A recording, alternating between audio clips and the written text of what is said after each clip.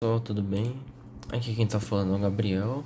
E bom, esse é um projeto de monitoria, né, que eu estou desenvolvendo com a minha dupla Tainá, né? A gente é monitor de fisiologia da nossa faculdade.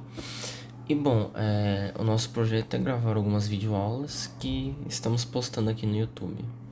E bom, na aula de hoje a gente vai falar sobre o sistema renina-angiotensina-aldosterona, que é um sistema muito importante que está presente no nosso corpo. E bom, esse sistema ele é ativado principalmente pela queda prolongada da pressão arterial. Então, quando a pessoa está com uma pressão arterial muito baixa por muito tempo, esse sistema percebe e é ativado. E com isso ele é hipertensor, porque o que ele vai fazer é aumentar a pressão para garantir o equilíbrio do nosso corpo. Ele também é muito comum em casos de desidratação. Bom, e agora falando, né, como que esse sistema funciona, né? Primeiramente, né, como eu já comentei, a pressão diminui. E com isso, os rins percebem que a pressão diminuiu. E aí, as células justaglomerulares, que são essas células que estão nessa região aqui, que essa região aqui é a cápsula de Bowman, né? Que ela está presente nos nossos rins. E essas células aqui, elas secretam renina, né? Quando elas percebem que a pressão diminuiu. E essa renina, bom, já houve uma discussão, né, se ela era um hormônio, se ela era uma enzima, né? Tinham muitas dúvidas sobre. Porém, hoje em dia fica claro que ela é uma enzima que inicia, né, esse sistema. E bom, a função dessa renina, né, ela vai até a região do fígado e ela transforma o angiotensinogênio, que está presente no fígado, em angiotensina 1. E aí essa angiotensina 1, ela vai até as regiões do pulmão, onde é uma enzima chamada, a sigla dela é ECA, né, mas o nome dela é enzima conversora de angiotensina. E aí com isso ela vira a angiotensina 2. Bom, e essa angiotensina 2 é ela que vai realizar os processos que vão garantir com que a pressão arterial aumente. E bom, essa aqui é a primeira fase do nosso sistema, que ele vai desde percepção da pressão até como que se transforma a angiotensina 2. E agora eu vou falar dos mecanismos de ação dessa angiotensina 2. E bom, primeiramente, ela vai até a região das glândulas suprarrenais. E essas glândulas suprarrenais, elas se localizam bem aqui, em cima dos rins. E bom, aí receptores, né, nessa glândula percebem, né, a angiotensina 2 e com isso ela garante a secreção da aldosterona. E a aldosterona, ela é um hormônio extremamente importante, pois ele garante a retenção de água e sal do nosso corpo. E com isso, com essa retenção, o volume sistólico do sangue aumenta. E o aumento do volume, né, mais sangue, garante também o aumento da pressão. E esse é o primeiro mecanismo de ação do nosso sistema.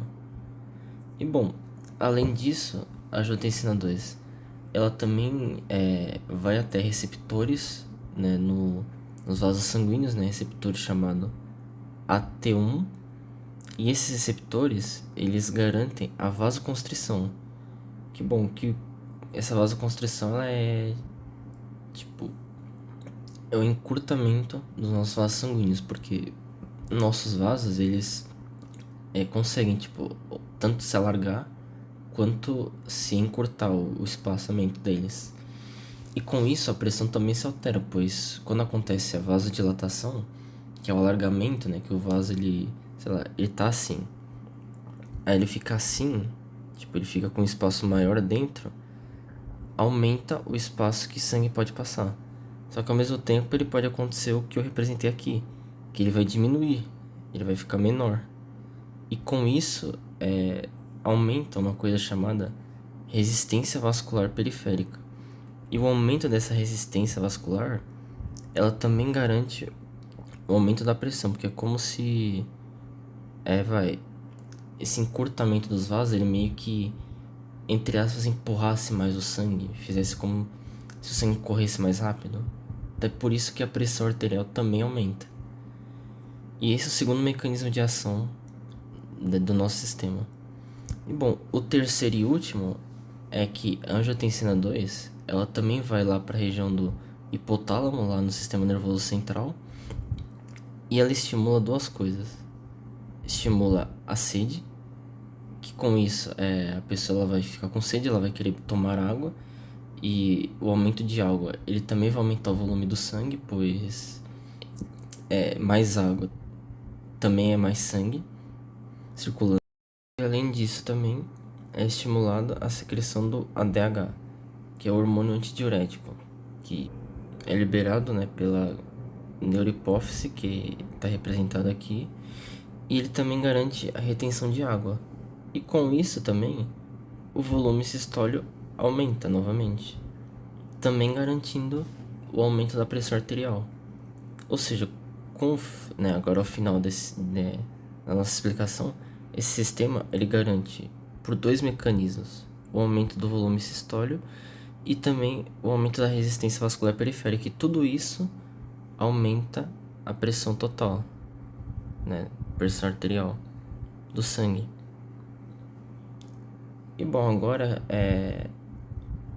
aqui garantindo uma mini explicaçãozinha aqui do que acontece, né, que, como eu já comentei, o aumento da ingestão de sal e água, né, da retenção, aumenta o volume, aumenta a pressão, e com a pressão sendo aumentada, é reduzida a secreção da renina e da angiotensina, né, e com isso também diminui a retenção de água e sal, e o volume o volume do extracelular ele volta ao normal, e a pressão arterial ela volta ao normal, ou seja, ele garante esse aumento da pressão, e com isso, quando a pressão começa a aumentar e chegar a níveis normais, ele manda feedbacks negativos para o rim, diminui a secreção da renina, e com isso o sistema ele diminui e a pressão ela fica regulada, fica normal.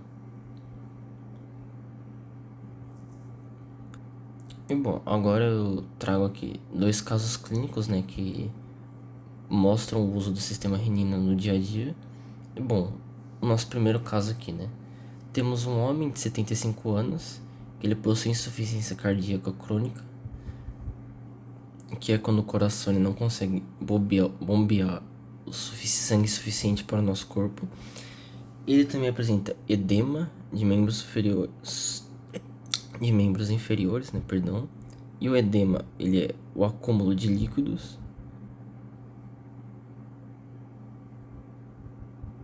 Não vai dar para escrever direito aqui, mas edema é o acúmulo de líquidos. E também gerada dispneia, que é falta de ar. Dispneia é falta de ar aos esforços, ou seja, quando ele se esforça muito, né, e sei lá, uma mini caminhadinha, subir uma escada, ele tem muita falta de ar, acima do normal. E com isso ele faz uso de furosemida, que é um fármaco que atua nos rins. E bom, exames mostrando que a pressão arterial está normal, porém o sistema renina ele está ativado. E a pergunta que fica pra gente é: por que esse sistema renina ele está ativado nesse paciente? Por causa da retenção de potássio? Por causa da inibição do hormônio antidiurético? Por causa da redução da perfusão renal? Por causa do aumento da pressão arterial? Ou por causa da ação dos diuréticos no túbulo proximal? Eu vou dar 5 segundinhos aqui para vocês pensarem na resposta. E bom, a resposta correta é a redução da perfusão renal percebida pelas células justaglomerulares.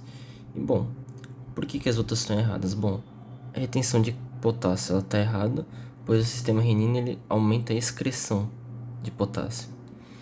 Bom, a inibição do hormônio diurético, como eu já comentei, o sistema renina ele vai ativar a liberação do hormônio antidiurético, não inibir. Então essa está errada. O aumento da pressão arterial está errado, pois, como os exames já disseram, a pressão arterial dele está normalizada, né? E o principal estímulo para o sistema renina é justamente o contrário, né? Justamente a redução. E também a ação de antidiuréticos no túbulo proximal está errada, pois o fármaco, né, que eu comentei, o furosemida, ele age na alça de Henle dos rins e não nos túbulos proximais. E com isso, por isso que ocorre a redução da perfusão.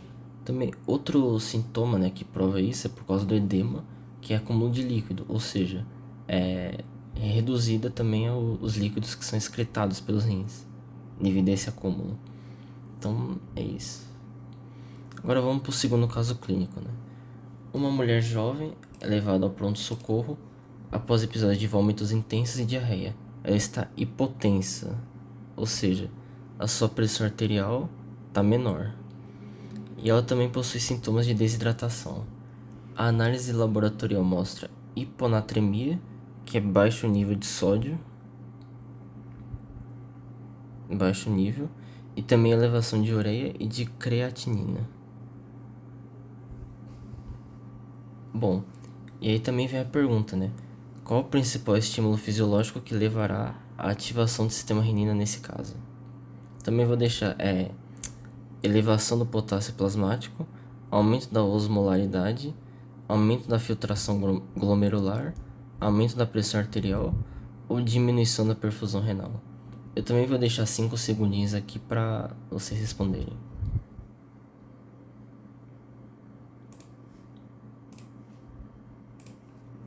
E bom, a resposta correta é a diminuição da perfusão renal. Bom, por que as outras estão erradas? Bom, a elevação do potássio plasmático ela vai estimular diretamente a aldosterona, mas não o sistema renina.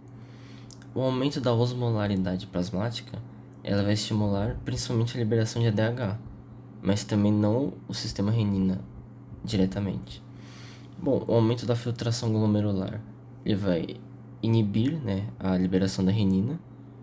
E o aumento da pressão arterial, assim, ele é justamente o contrário do sistema renina, pois a diminuição da pressão arterial que ativa o sistema renina. Por isso que é a diminuição da perfusão renal. E também no caso clínico, né, ele comenta sobre a creatinina. E a creatinina, ela é um marcador da função renal, ou seja, indicando que não está tendo boa perfusão, que o rim não está funcionando muito bem. Bom, é isso aqui que eu tenho para falar. Espero que vocês tenham gostado, né, dessa aula. Deem like, se inscrevam e também mandem aqui nos comentários qualquer dúvida que vocês tiverem, que eu e a Tainá vamos responder e ajudar. Muito obrigado pela atenção.